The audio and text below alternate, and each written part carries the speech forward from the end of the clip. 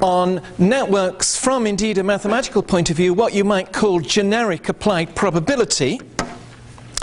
And it's an interest that's grown with a consultation with collaboration with David Aldous upon actual spatial networks which might arise, for example, in transportation. So you might think of transportation networks, roads, rail, even air. You might be thinking about congestion in these networks, or simply about how efficient these networks were in some sense. And there are other kinds of networks as well which have this kind of spatial embodied notion. The questions which we want to bring are how to view a network from the point of view of a designer. What are the optimality criteria? How may they interact? And also how to model the networks in rather generic ways. So I'm going to describe a stochastic geometric model that will impact both on questions of design and then in a development also upon trying to model a kind of abstract form of these networks. But before talking about anything abstract, we ought to be specific. And we ought to try and do some cross-cultural liaison. And so my first slide takes us back a matter of a mere 2,000 years. Or it would if I could get this thing to work.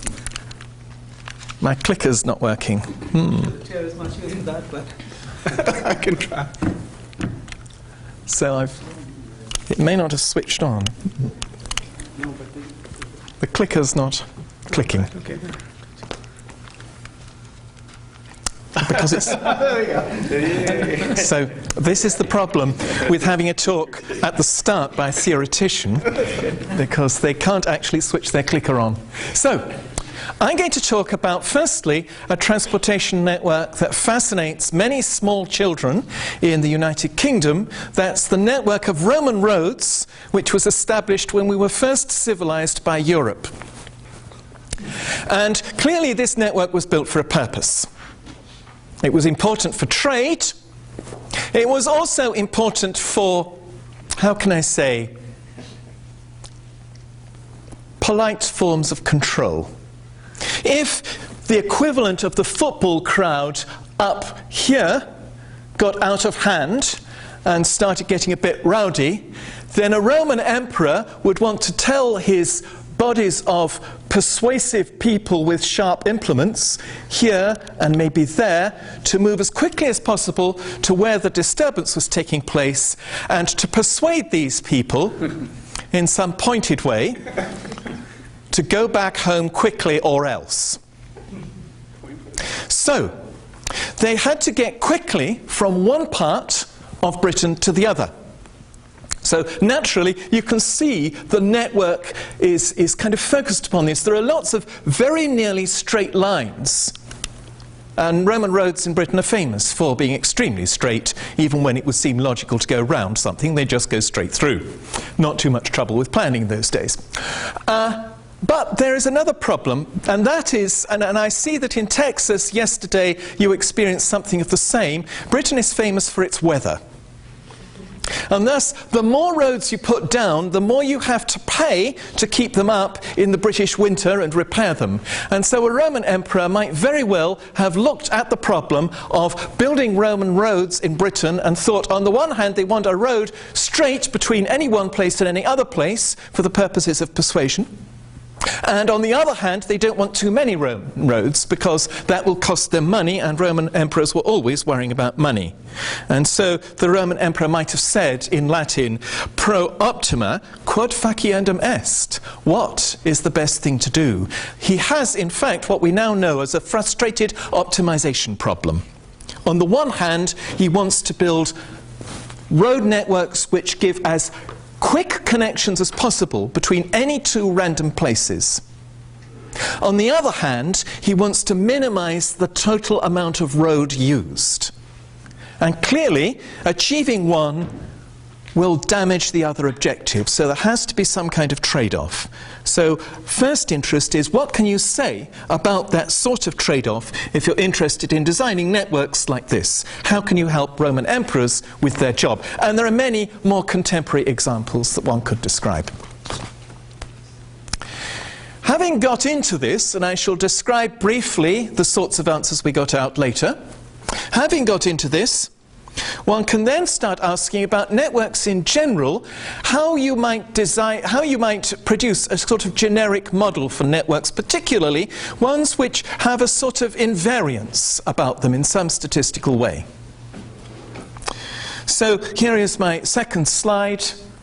Google holidays for cats. This is a particular issue for me. I live in Coventry, which is a very distinguished city in Britain with a very great history. And I often go on holiday in a most beautiful part of Britain called the Peak District. And naturally, when I want to go from one to the other, I look up on Google Maps or Bing or OpenStreetMap and get some kind of route between the two. It's complicated because our holiday is for the cat as well. And the cat is fine on motorways, but has some difficulties every time we go round a roundabout.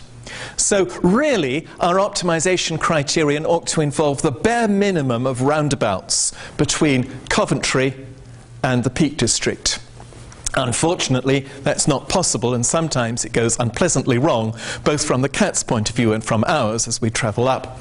But basically, we start off in Coventry doing a very windy route over relatively slow roads. We hit motorways, we then start going faster, then a less major road, and then finally some very windy roads around there. And what you see there is actually the route which Google Maps would provide for us.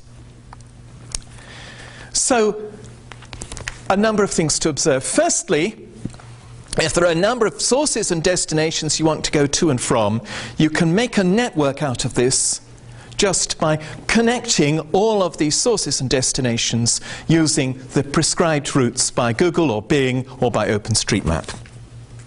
Secondly, if you look at this, it's almost plausible that there's a kind of scale invariance going on. If you look at the blow-up regions, then they don't look too different from the major route itself. So the question is it sensible to talk about a kind of scale invariant network which is produced as follows? You've got your plane, you pick some source destinations over the plane, you connect them up by routes, and now you've got what you might think of as a random network, and what you want is a scale invariance that if a number of your source destinations are in a small area and you zoom into that, then statistically at least you see the same kind of network in that region as you saw in the larger region. I mean, this is clear, isn't it? It might or might not be possible to do this, but if it was, then it would be something like a scale invariant model for this route finding. And another thing to notice is that in this sort of thing there appears to be a kind of hierarchy. One tends to start off on slow routes and then move on faster routes and then back down on slow routes again. So one might expect, if one was able to produce such a model, a hierarchy to build up of fast versus slow routes in some sense. So here are then these two slides, and there are quite vaguely expressed questions. On the one hand, in your network, how do you resolve this question of the competing optimization criteria of minimizing the amount of connection, but at the same time minimizing the average distance between two random points? Secondly, how might you more generally produce a model for networks produced by sampling points and connecting them in this sort of way? So let me talk about results for the first of these problems. Let's model Britain by a flat featureless rectangle of size root n, where n is large, and we're going to talk about asymptotics as n goes to infinity. I know very well Britain is not like this, although possibly parts of the United States are, but this is where we start to get a notion in the traditional means of applied mathematics of approximating something by its very broad features. As I've described, we want network connecting, shall we say, n cities in the rectangle size root n. That means a sort of density of cities of 1. I'm not saying whether these cities are going to be randomly placed or not. The results are insensitive to that. They could be cities placed deliberately in a certain pattern or randomly. How do we measure the efficiency of the network One measure, minimizing the amount of connecting stuff. We know how to do this. You construct the Steiner tree. How to do this in the sense that we know in principle the theory of the Steiner tree. We don't actually know in the sense of being able to say we have a polynomial time algorithm and therefore we can claim $1 million from the Clay Institute. So this is itself quite interesting. But the Steiner tree is going to minimize the connecting stuff. It's not going to be very good for connecting things with minimum distance between an average pair of points, because it's a tree. And you can clearly end up with 2 points which are geometrically close to each other, but along the tree you're going to have to go down nearly to the root and then back up again over a long distance compared with the straight distance as the crow flies. So Steiner tree is not going to be great for minimizing what, shall we say, the average excess of connection distance over the straight Euclidean connection. On the other hand, if we wanted to minimize objective B, then the right thing to do would be to use the complete Euclidean graph connecting these points, and that would clearly be very expensive, and you can do the math. And you see that you essentially have polynomials in n for each of these in an unhelpfully anti-cooperating way.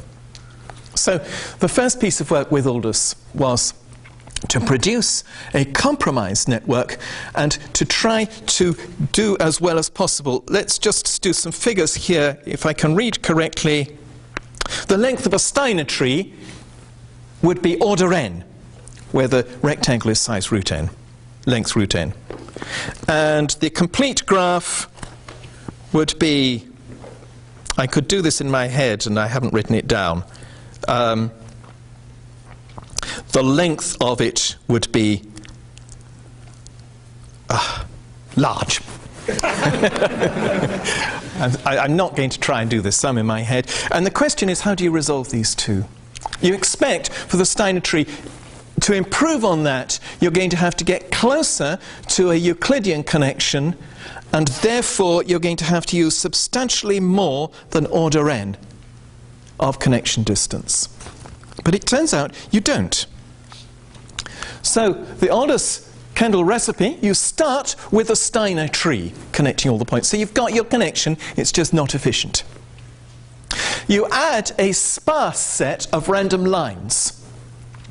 So it's as if you're a Roman emperor and you're just saying, I'll have a road going that way and a road going that way and a road going that way, and you've connected them without any design. You're just putting down these lines at random. And then to help matters along, you add a sparse rectilinear grid connecting the lines in the tree. And I should say by sparse, I mean the average length of what I'm adding is contributing only infinitesimally much compared with the root n of the Steiner tree. So it's not increasing the length very much. And then, in fact, you add some box structures to avoid hotspots, and the resulting network is economical with the connection stuff in that it is Steiner tree length, order root n, plus something of little o of root n. So Steiner tree, did I say root n? Steiner tree is order n, so it's little o of n. But on the other hand, the excess Euclidean distance, which is the other thing we want to measure, is only logarithmic in n. So the excess distance being logarithmic in n means that you've essentially got as good connections as the complete graph. So here is how you resolve that frustrated optimization problem. You do the excellent in one way, expensive in another way Steiner tree. You put down a few random lines, infinitesimal contribution to the length, relatively, and then a little bit of twiddles also, not contributing very much to the length, and hey, you've got something almost as good as Euclidean connections. So that's quite a striking result. I'm not going to say that this clearly motivated the Roman emperor to produce connections of the way he did, but it explains why that network works. You could actually run this another way, and you could say this thing that you can convert any network, if you can convert the Steiner tree, you can probably do it for any, into an efficient kind of connection in the sense of Euclidean, that's saying that the average excess criterion is not a very good criterion for measuring networks, because very small perturbations of any network will give you as good as you can get there. So another way of viewing this work is that it debunks the natural statistic for network efficiency, which is minimizing the average excess of connection distance. You pay your money, you take your choice. And, yes? So, random lines, they don't pass through cities necessarily? No, not at all. Okay, so... I mean, it is really, they're random. So this is a randomized algorithm for producing a doubly efficient network. Well, we know about that sort of thing in algorithmic design, and here it is in transportation. Yes, Charles. Is there an optimization problem for which this is a solution? In other words, you seem to have... Well, that's a great question, and I don't know the answer. So, yeah, there could be some linear combination of the two criteria, for example. Another question is, perhaps you'd want to do the Steiner tree after you put down the lines. Because once you have the lines anyway, what would you want to be stuck with? Can I have this on my debit account at the end? Right, if I ever ran. Yes, you could do it that way. What this is saying is you don't have to. Yes, you could obviously put down the lines first and then only put down the bits that you need. But this is saying you don't have to be that intelligent to produce a very satisfactory resolution. All right. You need the Steiner tree. Yeah. So, we haven't checked it, but in principle we believe that what do you call it? There's another kind of tree you can produce to connect things, name temporarily flown my mind, and you could probably use that as well, though we haven't checked the details. Minimum spanning tree, thank you, yes. Few more results. You might ask whether the logarithmic upper bound for this mean connection distance is sound, whether we're actually missing some even cleverer design. There are approximations used in producing this logarithmic upper bound, but what one can check is that the approximations are of the right order. Essentially, it's not only that the upper bound on the excess distance is logarithmic, but you wouldn't be able to do any better by adding random lines. We can control, this is only about the mean distance, we can control the fluctuations by bounding the variance of the excess connection distance. That's an interesting excursion into the theory of Lévy processes in probability. And we can also ask about flows in the network. So if in the network you're getting between any pair of points an infinitesimal amount of flow, and then you integrate that over the whole network, then you can get sharp answers about what happens, for example, to the flow right in the middle of the network.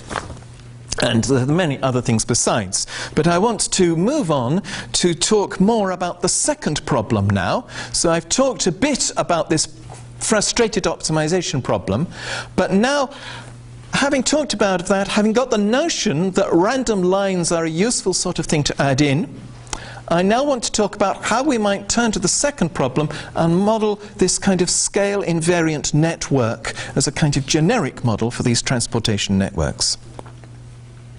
To do that, I want to talk a bit first about random line processes. And I'm going to be a little mathematical about this and talk about the most significant generalization of line processes in d-dimensional space. And I'm going to do that partly because some of the results I'm going to talk about will be very interesting when one's designing not just networks in 2 dimensions but higher.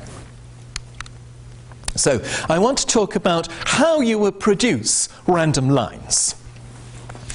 What do you mean by, for example, a Poisson, not a Poisson point process, but a Poisson process of lines on the plane, or more generally in RD? So I shall draw the planar case.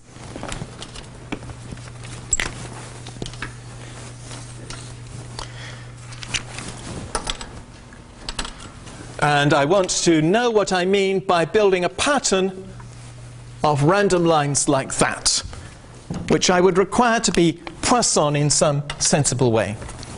Well, of course, you know the answer is you should go and buy a copy of the book that I helped write on stochastic geometry and its applications, and it will tell you how to do this. But as a taster, I'm just going to describe the idea now. The idea is very simple. If you try and produce these random lines directly, then you get into problems because a random line doesn't really have a location. It's sort of spread out all over its line. And in the end, that means any sort of way of sort of building it up bit by bit becomes inconvenient, at least for definitional purposes. So instead, you want to parameterize the line process by parameterizing each line as a point on some representing space. And then you will, given if a point on this representing space produces a line on the plane, then you just have a Poisson pattern of points on the representing space, and that will correspond to your line process. So the question is, what is the right representing space to look at? Now, if you're a mathematician, you say this is just so trivial. It's obvious that the lines on the plane should be modeled by the puncture projective plane. Clear. Or if you're wanting something more concrete, then what you can say is, let's put down a reference line and a reference point on that line. Let's parameterize each line by its angle theta and the perpendicular distance from the reference point.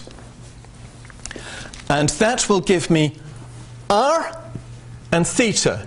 And r will be assigned distance because this r is different from the r going in the other direction. And theta will belong to 0 to pi. And I'm saying from 0 to pi because I'm excluding any sense of direction of these lines. A line going that way is viewed as the same as the line going the opposite way, so the natural range for theta is from 0 to pi. And what one gets as a result then is what you might call a twisted cylinder, or if you like, an infinite Mobius band. But the important thing about this is that the stationary geometry, Euclidean geometry of the plane induces a measure upon the space which is invariant under translations, and that's just 1/2 dr d theta. It almost looks like polar coordinates. It isn't actually, because there's no r in front of the dr. And a little thought about what it means to say that the measure on the line space should be stationary under translations and rotations tells you that dr and d theta are the right things to put here. And you can check invariance then by calculation. And you can do this also in the higher dimensional case. You parameterize by the direction of the line, which is now on a point not on 0 to pi, but on a point essentially of a hemisphere, actually a projective space. And a location, not r, but now a vector x, which is on the hyperplane, which is perpendicular to the direction. And then you have a similar invariant measure for this. Once you've got an invariant measure, then you know what you mean by a Poisson process of points on the representing space in any region. The number of points in this region has got to be Poisson, with the mean being the measure of that region under this invariant measure. And then you have produced a Poisson process of these objects, lines in higher dimensional space, lines on the plane, which has geometric invariance statistically. In all these cases, the coordinate x or r is twisted by the direction omega or theta, but the geometric inconvenience there isn't actually noticed by the measure theory. You can regard it essentially as a direct product. Okay. So now I can talk about, having got that line process, how we would produce a scale invariant random spatial network. And this is going to the Google Holidays for Cats example. What you have to think of then is you're picking a number of points in the plane, not necessarily random, and you want to connect them up by roots. And how might you do this with the help of line processes? So first of all, you input the set of nodes you want to connect. You will produce an output which is a random network of connecting the nodes. And these will be random paths, and I haven't yet said how we're going to build these paths. Eventually, we're going to build them using some generalization of the Poisson line process. You want this to be scale invariant, so under any Euclidean similarity, the statistical distribution of the network of points has got to be invariant or strictly equivariant under this similarity. If we rotate this network, it's statistically the same as the network we produce by rotating the individual points. If we scale the network, it's the same as the network we produce by scaling the individual points. Now, you can think of all sorts of networks, rules you could use for producing these things, but here are some further things that are natural to require. We want the roots that we produce to have finite mean length. So let's think of the root that we produce between 2 points, shall we say unit distance apart. It doesn't really matter what distance they are because of the scaling property in part 1 up there. We want that mean distance to be finite.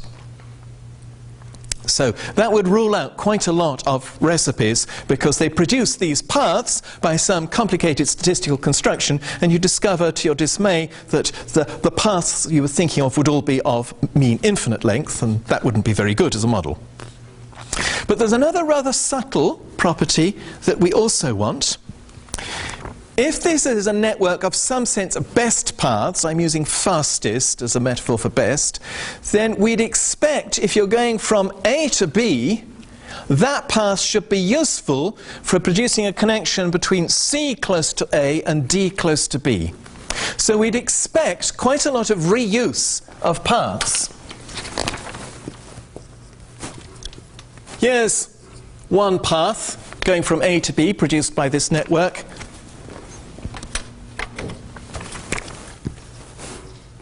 Here are 2 other points, and we'd expect that the path from C to D might well reuse part of the first path from A to B. And we can axiomatize this. Let's consider now genuinely those points x1 up to xn or further are produced by a unit intensity Poisson point process in the plane. So we're scattering points at random all over the plane. We're connecting each pair of points using the whatever rule it is that we're talking about for connecting nodes, whatever statistical construction we have in mind. That's going to produce a network for stochastic geometers, a fiber process. The weak SIRSN property is that the average length per unit area of the resulting network should be finite. So there's so much reuse going on if we have an infinite collection of points scattered all over the network that even though in principle you could have infinite numbers of pairs of points connecting their way through a particular region, they're all going to be using only a finite collection of paths in that particular region, which are the fastest ways to go. So even though it's spread out everywhere, in any particular region, we only see a finite length of network. In fact, a finite mean length of network there. Question. Yeah. So, for any pair of points of the Euclidean space, there will exist a route between these 2 points? Let's be careful about sets of probability 0. Because, you know, if I want a path between any pair of points at all, then I'm sort of taking a construction where x and y are varying over a continuum. So that could be awkward. So let's start off with a Poisson point pattern, which is just a countable selection of points. So that's controlled. There's no ugly measure theoretic particularities there. Now, the strong SIRSN property says if we go on adding points, so if we add superpose another unit intensity Poisson process and another one and another one and another one, eventually we're going to build a huge network. In any particular region, there are all these points. If we go on adding, there's going to be a dense set of points here, and they're going to produce an infinite amount of connection stuff. So let's be a little strict. Let's say we're only going to count the paths once they have got more than unit distance away from the start and before they get unit distance close to the finish. So we're talking about the middle bit, what you might call the fast part of the network, once you've got onto the motorways. In some crude way, we're just saying once we've got unit distance away and before we get unit distance to the destination, that's the region we'll consider. In that case, if we do that construction of continually superposing more and more unit intensity Poisson point processes to get a dense pattern of points everywhere, if we look at a particular region and the point pairs starting or finishing in that region, we're not going to count those paths. We're only going to count the sort of the longer distance, the fast routes going through, and the strong SIRSN property says if we do that superposition, then we will end up still with only a finite mean length per unit area. Got that? So it's answering your question, and it was the next thing I wanted to say. Now, really, we're thinking now of connecting every pair of points. But let's not think about that, because we're connecting every pair of a dense set of points. So essentially, that's going to do the job for us. From this point of view of axiomatizing anything, in any particular case, we can then go on and say, let's just check that this means we can actually connect any pair of points by appropriate approximation. But for the purposes of axiomatization, then, we'll just stay with that. I don't think I've written down a sort of 3a, which is the strong SIRSN property. But you get, I hope that discussion gives you the notion of this, which is the crucial thing about these networks. We need the mean distance between any 2 points to be finite, but we also need the total contribution from an infinite network in any particular region to be a finite mean length. And that somehow arguably captures what we mean by a scale-invariant random spatial network. And Aldous has gone on to prove that just from these axioms you can find out all sorts of interesting things. In particular, you can show the existence of what you might call portals. You will be able, this is work by Bast and others, you'll be able to find a finite set of points, locally finite set of points, such that if you're going a substantial distance from A to B, then what you'll do is first go to the nearest of these portal points, and then you'll follow a predetermined route till you get to a portal nearer to your conclusion, and then you'll, as it were, fall off onto the slow network again. And this heuristic has been formulated before, but the SIRSN axiomatization shows it will happen, something like that phenomenon, whenever you've got these axioms satisfied, and so forth. Actually, that's my next slide. Yep. Paths exhibit portal behavior. It's fine to produce a set of axioms. Mathematicians do this all the time, but unless you've got something which realizes your set of axioms, you may be talking about nothing. There are famous examples of people building huge theories based upon axioms, in fact, in which there is only one single trivial and uninteresting example. So are there any interesting networks which actually exhibit this SIRSN behavior? So Aldous 2014 shows there's a kind of hierarchical binary model which is a little artificial but which nevertheless produces SIRSN behavior. What's the idea? You connect points only on a kind of Manhattan plan where you have a rectilinear Cartesian network.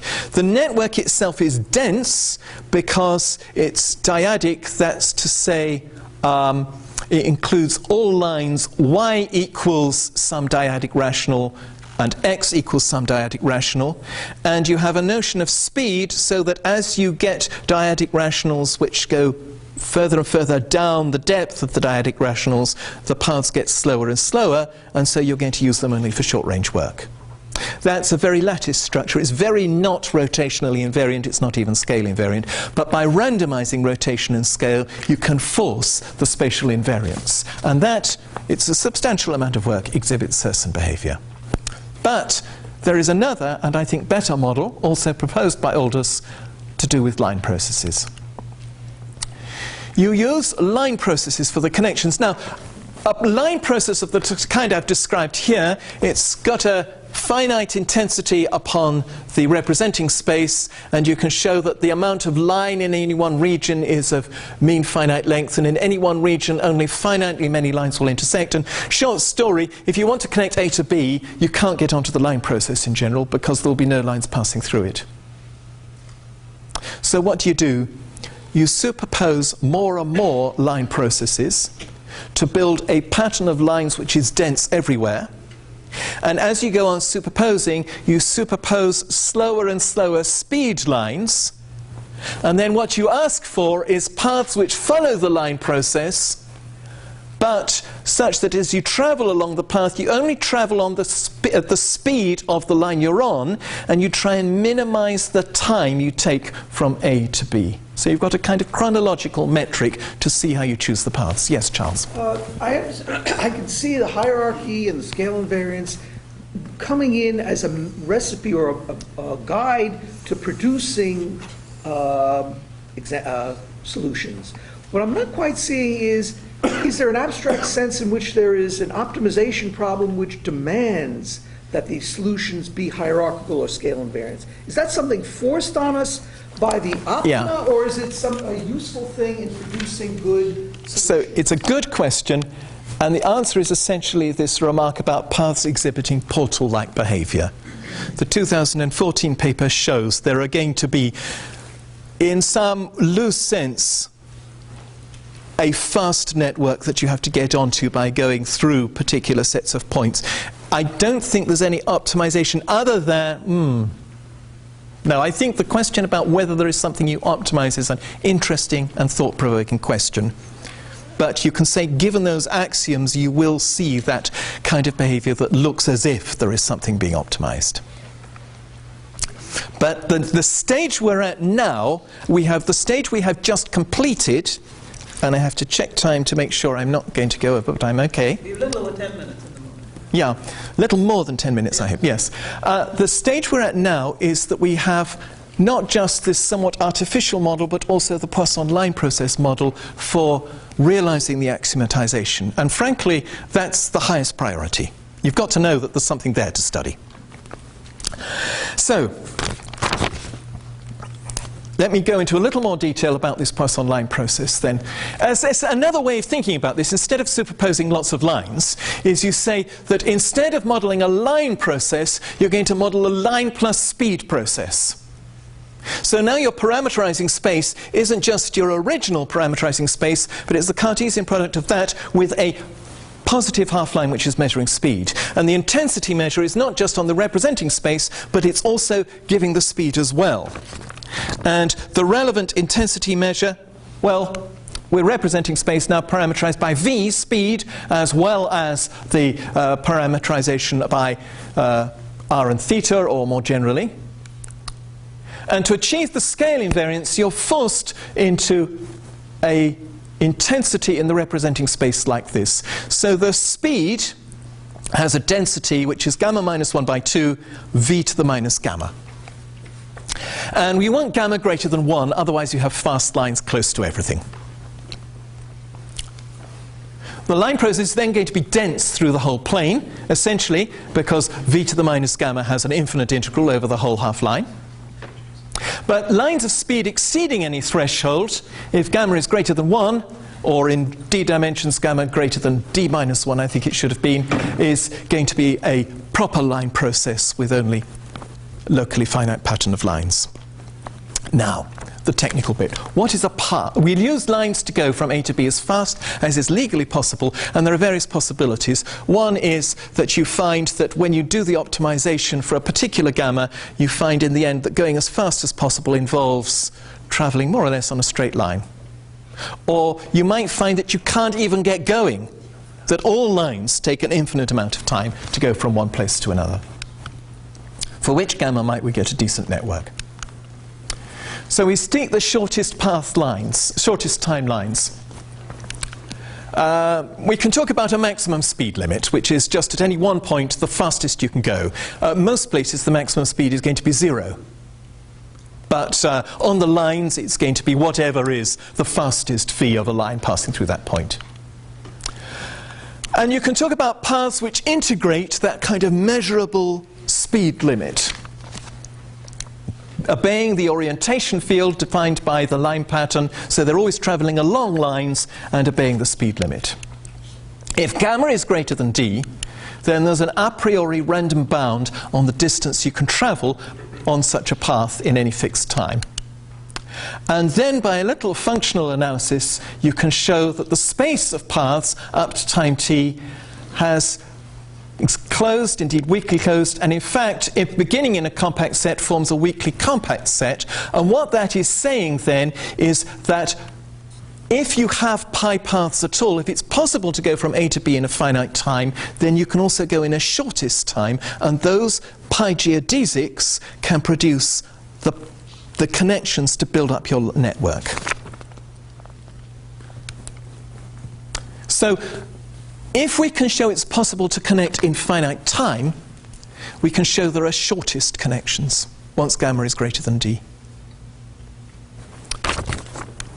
Here is how you do the construction of paths. You construct between your start and end, xi1 and xi2, you construct small balls. And you connect those balls by the fastest line intersecting both balls. On that fastest line, you construct daughter nodes closest to source and destination. And then you do the same thing to connect xi1 to the first daughter node and the second daughter node to xi2, and you recurse.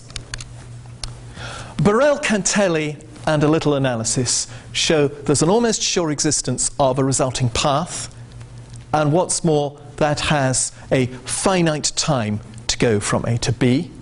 And a similar but more complicated construction allows you simultaneously to construct finite time paths between any source pair destination. And that answers your question.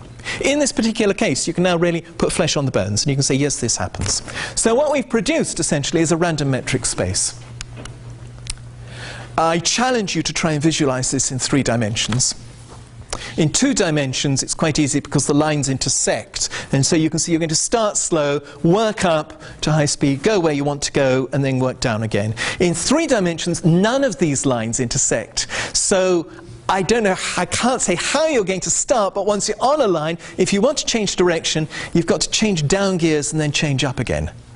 Except every time you move down onto a slower speed line, you have to change down gears and change up again, even to get onto the slower line. And every time you do that, it's a very fractal-like construction. The only model I can think of is it's like one of the old Model T Fords. Every time you move, it stalls. Between the instants that it stalls, it still stalls. Between those instants, it stalls. It's a very jerky process. 5 minutes. Sorry? 5 minutes. Thank you. There's a picture to describe the construction. You see the first line, L here.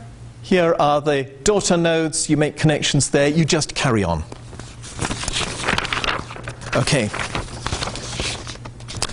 Actually, there's more being proved very recently. Remarkable work by Kahn has shown that you can actually produce something you call the pi diameter. In a given ball, you can talk about the longest time it takes to go as fast as possible between 2 points in the ball. And there's actually an exponential bound upon that time, or rather a fractional power of that time there. Now, there's quite a lot of cleanup required now. To make this get close to being a SIRSN, you have to know that these geodesics are almost surely unique.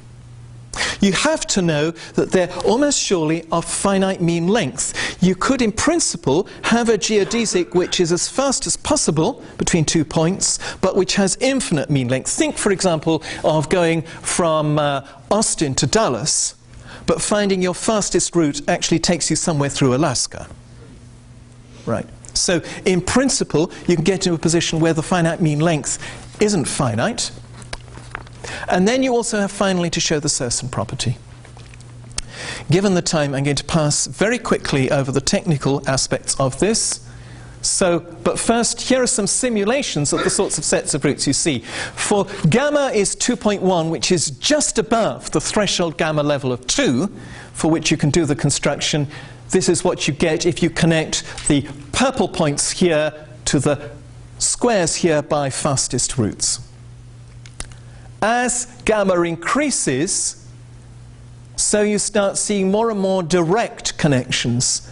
And as our gamma gets up to, 16, it's beginning to look rather more like the complete bipartite graph between these 2 points. So as gamma increases, so you get closer and closer just to having straight line connections. But for small gamma, you can see that reuse of paths very much in evidence. There are portals, as it were, that you have to go to from the squares to get onto fast routes which will connect you to other portals which will connect you to your destination.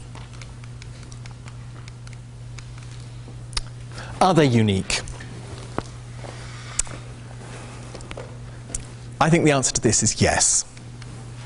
So in 2 dimensions, it's rather easier to deal with because lines in 2 dimensions intersect, and I'm just going to run over, not explain these, but just to say there is an technical argument to show that almost surely between any 2 points there will be a unique fastest time path in this construction. That's not to say that there won't be pairs of points where there are 2 fastest time constructions. So not every pair of points has a unique geodesic, but if you pick 2 points, then with probability 1 you'll get a unique pi geodesic. Okay. Do they have finite mean length? Well, yes, again, given the time, I'm just going to have to skip over the technicalities of this, but it's possible to show by dividing up the amount of time taken to go from A to B, the time spent when you're within a ball containing both A and B, and the time spent outside. There's a nice argument, again, using Levy process type constructions involving perpetuities to show that you will have finite mean length there.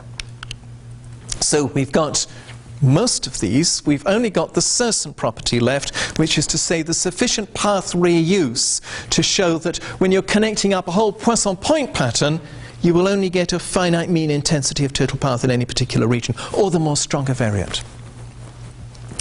Until very recently, I didn't know how to do this, but I did know how to prove a kind of pre-SIRSN property. If you have a whole Poisson point process of points and you connect those up, you can at least ask, in any particular region, does the resulting fragments of path, ensemble of paths, is that finite? Does it have finite length in that region? Not whether the mean is finite, but does it have finite length? It's hard to see how you could end up with a construction which would give you finite length but infinite mean length, but it's much easier to show the weaker property, the pre-SIRSN property.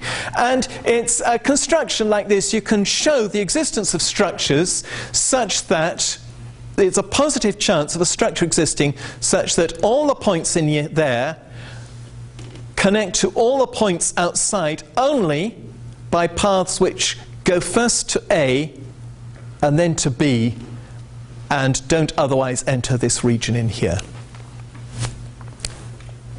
So essentially a construction like that showing that all points in here are connected to all points in here by paths starting first in the square, then going through just this single path here from A to B, and then somewhere outside of the square to where it is.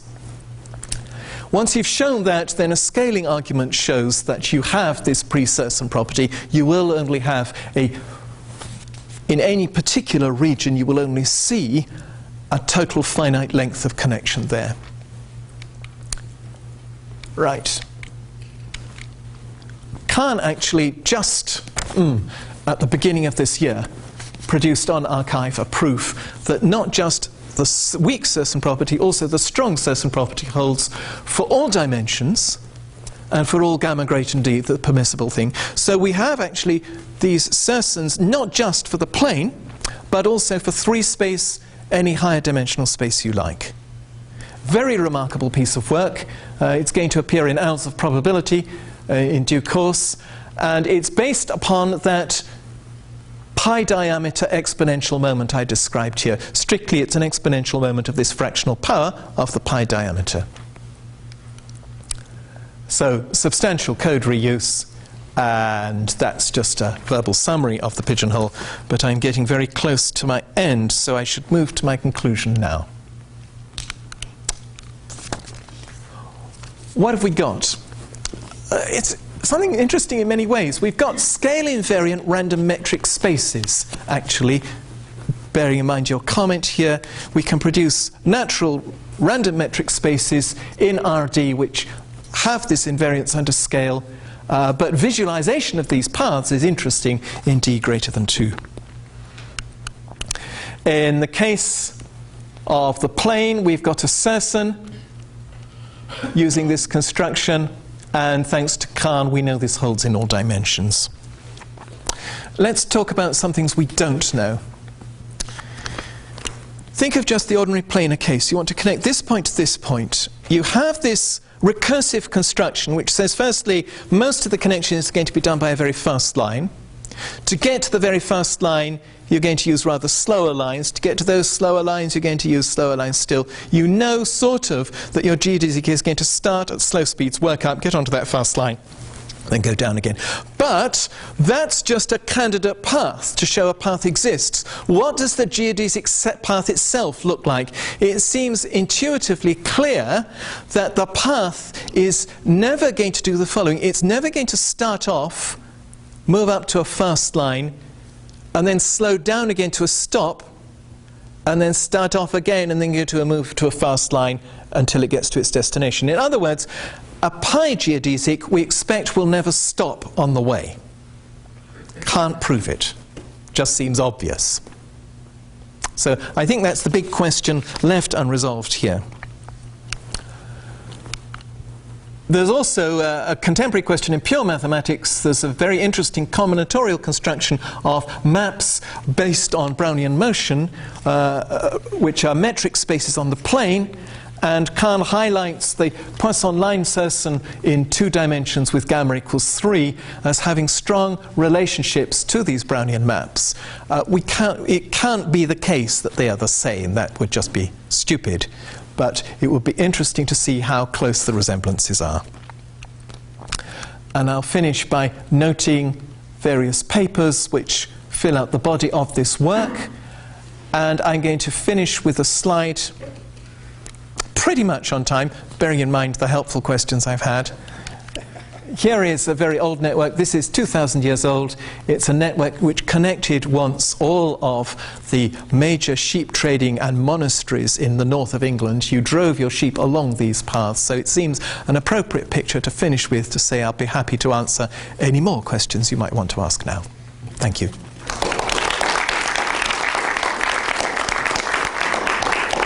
We have some pretty long breaks, so we have time for questions. Any questions? François? Yeah. So this last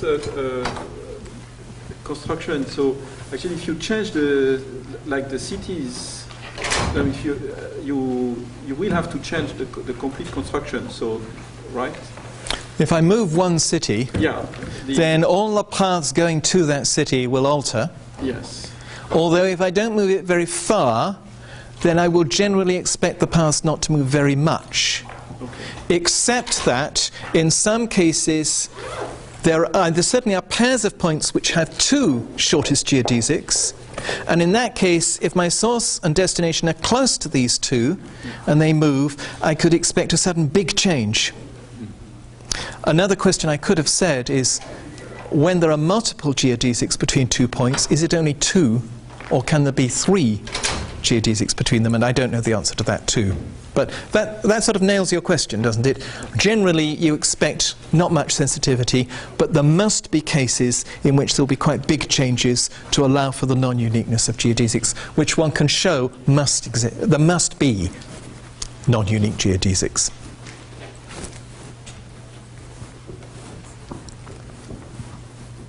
The closest thing that comes to mind when the question you raised at the end is dynamic programming, right? Obviously, all shortest path problems have to have some dynamic programming principle. So those pictures I produced were based on the... Oh, my memory's going... I hope it's just jet lag. There are 2 algorithms you can use for constructing shortest paths on graphs. And it uses the one which is like matrix multiplication, which is essentially a dynamic programming argument. Yeah, but I guess what I'm suggesting is if you fix a destination and you change your viewpoint to some kind of function of how long it takes to get to that destination from points in space, wouldn't that sort of imply that phenomenon of the kind you described cannot occur somehow? I mean, I don't know the depth of the problem, but I mean, rather than taking a point-to-point perspective, take a space-to-point perspective. Yeah. Well, that is essentially the matrix-like algorithm that I described, and that can be done, yes. So it doesn't help, basically. To resolve the question. It doesn't. Oh, the path's coming to a stop. No, I don't think it does, because in the end, you've just got paths. You haven't said anything about them. You've just said how you're going to get them. More questions? Well, we asked most of them during the talk. Thanks a lot. Thank you. Great talk.